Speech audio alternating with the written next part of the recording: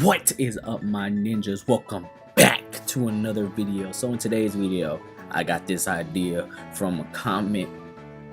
They said I should do the best of the best in the triple S tier of the Hunter x Hunter tier list video, link below. Yeah, go check that out. So we are about to do the best of the best. I did take some people out. So we got the list right here. We got Gon, Kurapika, Leorio, Killua, Hisoka, Netero, Illumi, Kanari, I always butcher her name, Zeno, Corolla, Machi, Uvogan, Bisky, Kite, Pito, Komugi, Jing, and Meruem. So without further ado, let's get into it. So we got 11 tiers. We got number 1, of course, 1 through 10. Then we got the honorable mentions, you know, the people who really like, you know, they just there just to be there. So of course we got 1, 2, 3, 4, 5, 6, 7, 8, 9, 10, 11, 12, 13, 14, 15, 16, 17, 18 people. So all 18 not gonna be able to be up there, man. So we just gonna have to keep 8 of them in the honorable mention. So let's start with the honorable mention first. We got Uvogan in there. That dude is raw. Don't get me wrong, but I don't think he deserves top 10, bro. Just look, like when I saw him, I was like, bro, that dude is straight fire. But at the same time, all the people on his list definitely are better than him. So he's in the honorable mentions. Same goes for Machi. She cold too, bro. Like I said, her nin ability with her strings and stuff like that. She put Hisoka's arm back together. That was pretty cool. And like I said, she was using her string in order to just like murder everybody. So hey, she definitely is getting put in that honorable mention. She still is triple S tier in my heart, but most definitely I don't think that she's better than, you know, the people on this list. I'm gonna put Bisky in honorable mention as well. Hey, Bisky cold too. Her buff form pretty cool, but at the same time, she kind of just, hey, she falls in the honorable mention category, bro. She definitely falls in that honorable mention. So that's where she resides. That's where she belongs. And mind you, this is all my opinion. So hey, if you disagree with me, comment down below who would you put in these spots. So and now I got Kanari. She's definitely going in an honorable mention. I still think she cold. I love that she's black, but at the same time, we didn't get to see a lot of her. So like, all she did was like beat up Gon. That's it. So I definitely think that she should be in that honorable mention category. So, shoot, let's pick it up. So I'm gonna put Zeno in honorable mention too. Like I said, he cold. In the last video, I said that I really loved his Nin Dragon ability. Cold as hell. But at the same time, I still think that a lot of these characters down here are better than him, bro. So, I ain't gonna lie. I gotta put Komugi in honorable mention. All of these guys are just kind of cooler than her. I liked her story, but she was a very important plot point in the Chimera Ant arc. But at the same time, I still think that some of these people down here are a lot cooler than her. So Illumi, I'm putting him here. I'm not the biggest fan of Illumi. I'm really not. I can't say I'm the biggest fan of Illumi because he kind of put Killua in a terrible position. He manipulated Killua for his entire life. And yeah, I can't say that I'm the biggest Illumi fan. So yeah, I'm putting him there. And yeah, I'm putting Kite in honorable mention too. I didn't want to, but I kind of have to. Kite is raw. Don't get me wrong. Kite's nin ability is raw as hell. I really like it. I like that it's kind of like slots. It's like kind of like luck of the draw type thing. But at the same time, if you didn't watch the 1999 adaptation first, which I didn't, then it kind of was like Kite's whole character was kind of like he kind of came out of nowhere. And it's kind of like Gon was overreacting in a sense. So yeah, I don't know. I he came into the story and it was like, oh yeah, that was you, but the audience really wasn't attached to him at that point. So he was there and then he was gone. So that's kind of how I felt about him. I think if I would have watched the 1999 version, then I definitely would have appreciated his character more. But I watched the 2011 version and I kind of really wasn't attached to his character. He was kind of was there. Like I said, he kind of was just there. So now we about to get into this top 10 right here. So top 10, definitely I'm putting Leorio right there. Leorio is cool. I like his character. He's a very loudmouth type of guy. And I liked his Nin ability. Is it the remote punch? I like that he did it against Jing. He cares about his friends a lot. And it's really cool because at first Leorio was kind of like, mind you, this man was 19 years old, looking like a 30-year-old. But Leorio definitely managed to, I'm not gonna say keep up, but he managed to be up there, man. And he ended up becoming a Zodiac, which was really cool. Really good feat. Never would have thought that Leorio would even, like, he really didn't even know much about Nin when he was in Yorkthrough City. So then for him to become a Zodiac is a really, really impressive feat. So Leorio definitely deserves that number 10. But I just think that some of these guys on the bottom are just better than him. So number 9, I'm putting Carolo there. Yes, Carolo.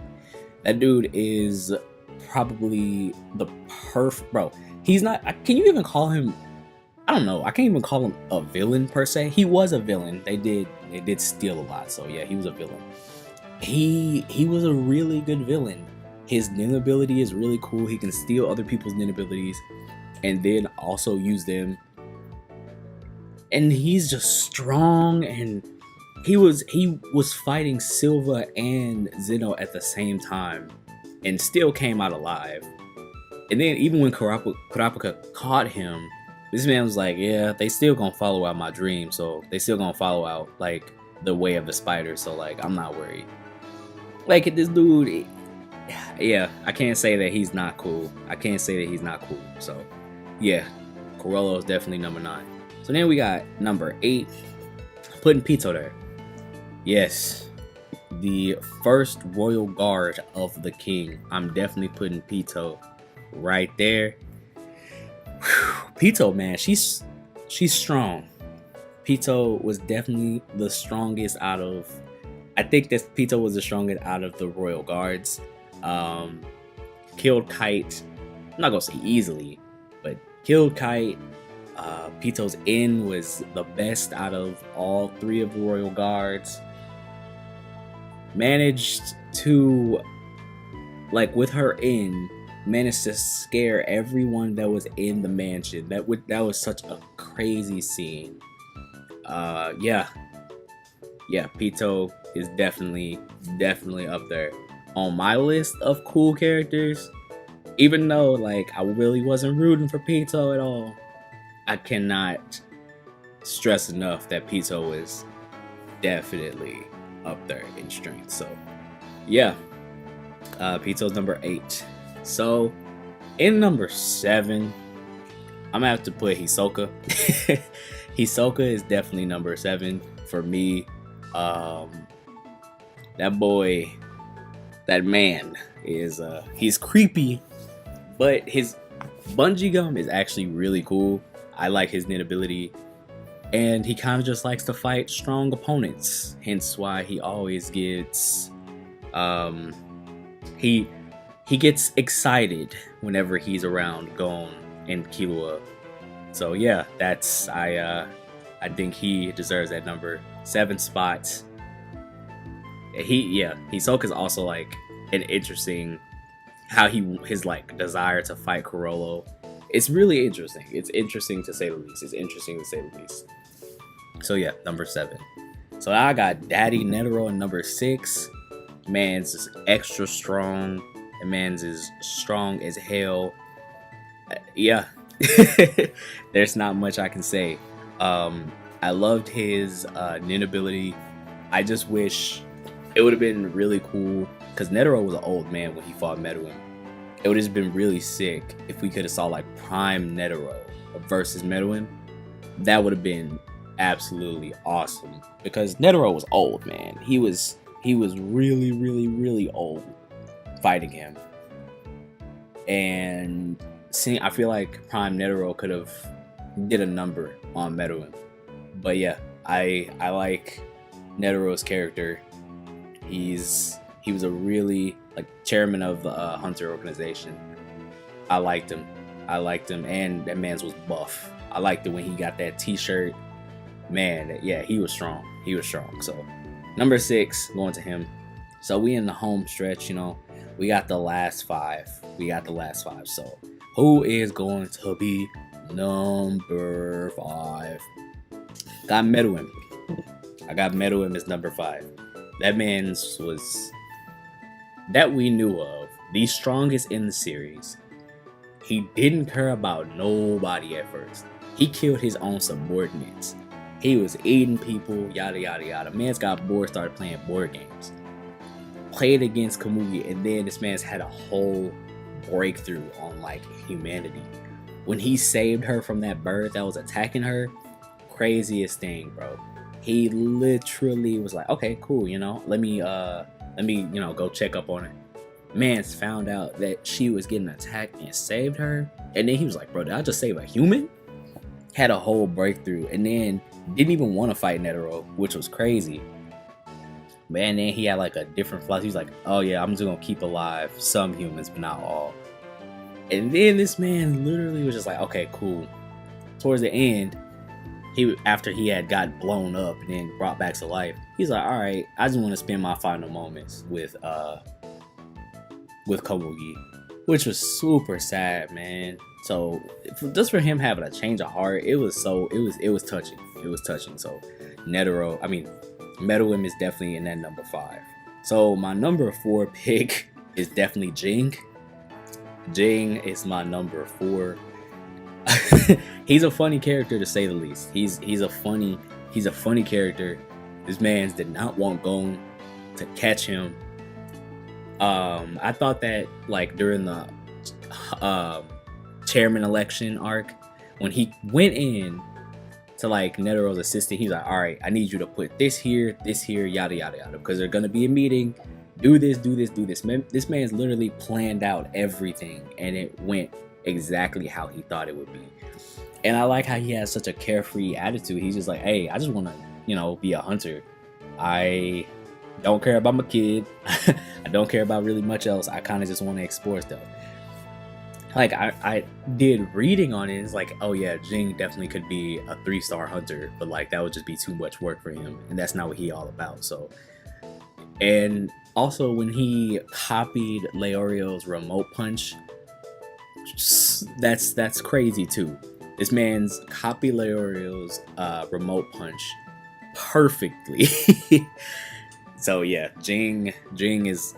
I just wish Hunter x Hunter could come back. Like I don't know if it's ever gonna come back, but I just wish that Hunter x Hunter could come back just so we can see more feats of Jing, just to see like how strong he is and what his actual nin ability is. So yeah. So my number 3 is Gon. It's just that Gon is number 3. Nothing's wrong with Gon. I just like Killua and Kurapika way more than Gon. I liked Gon's like carefree attitude. At some points, I kind of saw it as like selfishness. He not selfishness. He just like had his eye on the prize, but he kind of wasn't really thinking about anyone around him. But at the same time, he still was a really strong, determined kid. Just seeing how his journey went from when he was first trying to be a hunter, and then he went to the mansion, then they went to Heaven's Arena, discovered Nin. He discovered his own Nin ability. I just really enjoyed just how much of like character progression that he had, but then like into his like slow descent into madness after Kite died was really interesting to see, because you saw this fun-loving character become something that he saw as a monster. Like he saw Pito and the Chimera Ants as monsters, and then he became a monster himself, and all that dark energy, and even putting his life on the line. It's like he didn't even care that he was putting his life on the line, to the point where after his dark transformation, who knows if he's even going to be able to use Nin again. He literally put everything on the line, but at the same time, he wanted to do what he had to do. And then also when he climbed the tree, the world tree, in order to talk to Jing, that was really nice. I really like that. So yeah, Gon's number 3 because I really enjoy Gon's character. So Killua was number 2. I just like how Killua is, man. He was raised as an assassin. But he's just like, man, I just want a friend. I just want a friend. I don't even want to be in this whole family business thing. I just want someone, I just want a friend. And once he met Gon, he was just really attached to Gon, which was really sweet, man. He didn't have this, and then he finally had someone that he could actually care about, and someone who actually cared about him, something that in his family was kind of not it, because his family raised him as an assassin, so he had to go through brutal training, poisons, electricity, all this stuff.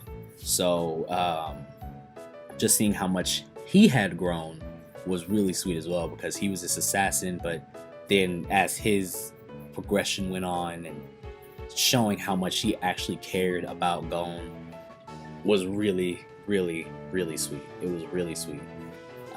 Even going so much as like getting his sister to revive Gon was really nice, and just seeing how they parted ways at the end of the series, man, that was really sad. So and Killua's Nin ability, man, the electricity, awesome. I love electricity when it comes to like characters and stuff like that. It's just really cool. So and his Godspeed against Youpi was amazing. He may have not been doing a lot of damage to Youpi, but he was stalling him enough. So yeah, number 2. So then we got number 1, and that definitely is Kurapika. I just like Kurapika as a character. His backstory reminds me of Sasuke. His whole family was massacred by the Phantom Troop, and that's his main goal. He wants to take out the Phantom Troop. His eyes, the Emperor Eye, his red eyes. I love how once he does that, he's all six elements of Nin is at 100 for him, which is freaking awesome. Like, he's broken. I did see this, like, once he does that though, it's like every time he does it, it's like a second passes, like an hour off of his lifespan is taken away, which is crazy. But at the same time, this man is still crazy strong. His fight against Uvogin was a straight up massacre. His chains were unbreakable. The way he killed him, it was freaking awesome. Yeah, there's not really much else to say about Kurapika. He really grew. Just seeing how much. So when they did the Hunter exams and then they went to the mansion, just seeing how much Kurapika grew over like Gon and Killua. He had already developed his own personal Nin ability with his chains, and each chain meant something else. He grew so much more than all of them. Than Leorio. Yeah, he grew so much more than them, and then in the manga he's like even more strong and stuff. It's insane. His feats are up there. His character is enjoyable. His backstory is really sad. His fights with Uvogin, he captured Corolo. Yeah. Kurapika definitely deserves that number 1 spot. So going down the list again, we got the honorable mentions. We have Uvogin, Machi, Bisky, Kenari, Zeno, Komugi, Illumi, and Kite. So number 10 we have Leorio, 9 we have Corolo, 8 we have Pito, 7 we have Hisoka, 6 we have Netero, 5 we have Meruem, 4 we have Jing, 3 we have Gon, 2 we have Killua, and 1 we have Kurapika. So let me know what you guys think in the comment section below. This is my opinion. I want to know what you guys have for you guys' picks. Yeah, let me know in the comment section below. This has been Ninja Shark 01, and I will catch you guys in the next one. Thank you, and peace out.